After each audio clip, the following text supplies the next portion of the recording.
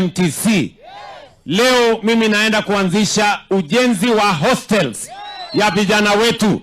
Tumewapatia milioni 180 ya kufanya hiyo kazi. Leo hapa nilimuliniuliza kama watu wa Emurua Dikirr, mukasema munataka university ijengwe katika hii Emurua Dikirr.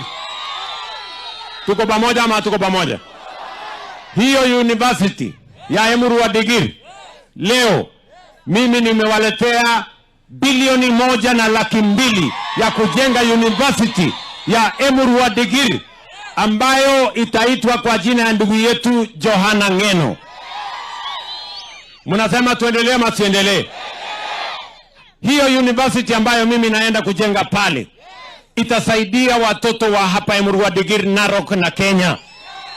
Mimi nimesema hii maneno ya Narok County, watu wa hapa Emurua Dikirr, njia ya kuondoa umaskini, njia ya kupanua nafasi ya ajira ni ili